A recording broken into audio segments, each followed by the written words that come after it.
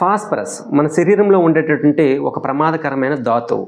అది ఏం జరుగుతుందంటే కిడ్నీలో వాటిని బయటికి పంపించేస్తాయి. కానీ కిడ్నీ ఫెయిల్ అయిన వాళ్ళకి సీకేడీ కానీ అలాగే ప్రోటీనియా కానీ నెఫ్రోటిక్ సిండ్రోమ్తో కానీ బాధపడుతున్న వాళ్ళు ఈఎస్ఆర్డి డయాలసిస్ అవుతున్న వాళ్ళకు కూడా ఈ ఫాస్ఫరస్ అనేది ప్రాణాంతకం, అంటే ప్రాణాలను తీసే ప్రమాదకరమైనది. ఇది 2.5 కన్నా దాటితే 40% మరణాల రేటు పెరిగిపోతుంది, అంత ప్రమాదకరమైనది.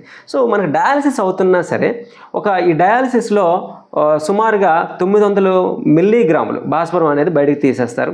అదే హీమోడయాలసిస్ అయితే, పెరిటోనియల్ డయాలసిస్ అయితే ఒక రోజులో దాదాపు 300 మిల్లీగ్రాములు ఫాస్ఫరస్ని బయటికి తీస్తారు. అయినప్పటికీ ప్రతిరోజు మన బాడీలోకి 800 నుంచి 1200 మధ్యలో ఈ ఫాస్ఫరస్ అనేది ఎంటర్ అవుతుంది. సో దీన్ని కంట్రోల్ చేసుకోవాలి. యానిమల్ ఫుడ్ తినకూడదు, ముఖ్యంగా మాంసము, గుడ్లు వీటిని అవాయిడ్ చేయాలి. అలాగే పాలకు సంబంధించిన ఉత్పత్తులు తీసుకోకూడదు. అలాగే junk food, cool drinks, beverages, energy drinks లాంటివి అవాయిడ్ చేయాలి. వీటిలో ఎక్కువగా ఫాస్ఫరస్ ఉంటుంది. సో డైటీషియన్, న్యూట్రిషనిస్ట్ సలహా మేరకు మనం ఫాస్ఫరస్ని అవాయిడ్ చేసేటువంటి ఆహార పదార్థాలని అవాయిడ్ చేయాలి. అంతేకాకుండా ఫాస్ఫేట్ బైండర్స్ మీ వైద్యుని సూచన మేరకు వినియోగించడం ద్వారా ఈ ఫాస్ఫరస్ నుంచి వచ్చే డెత్ రిస్క్ని మనం కాపాడుకోగలుగుతాం. సో కిడ్నీ ఫెయిల్యూర్ అంటేనే మన న్యూట్రిషనల్ మేనేజ్మెంట్, న్యూట్రిషన్ మీద మనం ఎక్కువగా దృష్టి కేంద్రీకరించాలి.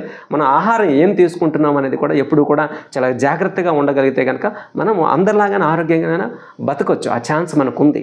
సో కానీ చాలామంది దీన్ని నెగ్లెక్ట్ చేస్తూ ఉన్నారు.